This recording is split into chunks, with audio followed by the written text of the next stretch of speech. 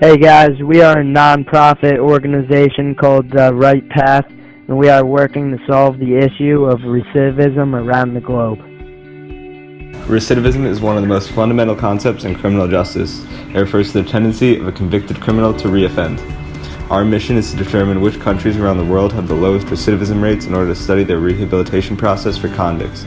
With this knowledge, we plan to create a successful recidivism system to be implemented worldwide, utilizing methods from each of the top performing countries relative to recidivism. Some of the common reasons for recidivism around the globe are unemployment, low levels of education, mental health issues, and reintegration. Our team researched countries around the globe where recidivism rates are lower than other countries. We found programs that are successful and a direct correlation to the lower recidivism rates. These types of programs should be implemented where the rates are higher in other countries. Germany's recidivism rates are incredibly low, about half of the United States to be exact. This is because in German prisons, criminals are permitted to wear their own clothing, have families and friends visit, and hold decent jobs within the facilities where they make good money. Each cell is equipped with basic furniture found in everyday homes such as regular twin-size beds, couches, and telephones where the prisoners can call whoever they want, whenever they want. By doing this, the prison system is focusing on rehabilitation rather than retribution. The prisons focus on treating prisoners with respect by giving them access to resources that they feel every basic human should have. Their goal is not to deprive them of their rights, but to reform them. They want to reconstruct the criminals' mindsets and push them to regain their humanity.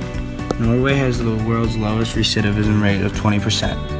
This means that their incarceration rate is just 75 per 100,000 people, compared to 707 per 100,000 people in the United States. So what is Norway doing right? Norway relies on a concept called restorative justice, which aims to repair the harm caused by crime rather than punish people. This system focuses on the rehabilitation of prisoners. The prison system believes that the punishment is that you lose your freedom. If they treat people like animals while they are in prison, they are likely to behave like animals outside of prison. Norway's Halden Prison is a 75-acre facility that attempts to maintain as much normality as the real world. This facility has no bars on the windows, kitchens fully equipped, and friendships between guards and inmates. Halden Prison seeks to prepare inmates for life on the outside with vocational programs like woodworking, assembly wood shops, and even a recording studio. Here they treat inmates like human beings. The Prison Education Trust is a program created in Wales in the UK in 1989 and has been providing access to broader learning opportunities for prisoners to enhance their chances of building a better life after release.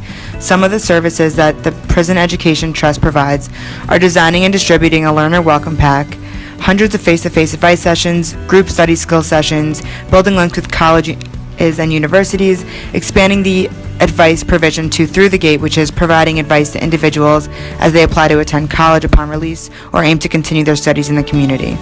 We had a chance to interview Katie Oglethorpe, the Media Communications and Alumni Manager at PET. She gave us useful information into this program.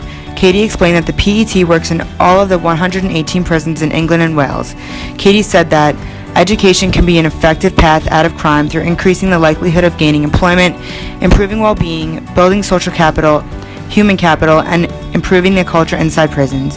The reoffending rate for the 3,085 offenders who went through this program was 19%, compared to 26% of the reoffenders who were not included in the program. Over the last several years, Sweden prison programs have greatly reduced recidivism. They've done so by focusing on rehabilitation instead of retribution. They base their systems on the idea that if you tell someone they cannot get better, they won't. If you tell someone they can, they just might have a decent shot. Due to this, recidivism rates has decreased to around 40%. Sweden has focused on educating prisoners and treating them with respect so that they can learn how to properly function in society.